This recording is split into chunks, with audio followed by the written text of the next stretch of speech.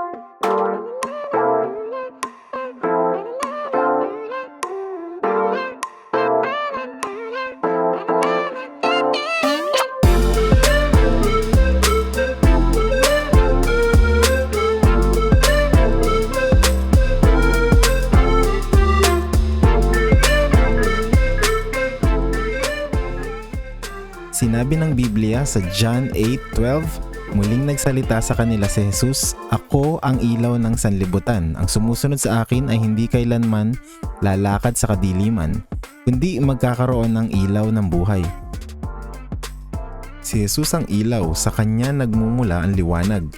Hindi natin kailangan na maglakad mag-isa sa madilim na mundo, puno ng kasinungalingan at iba't ibang uri ng kasalanan.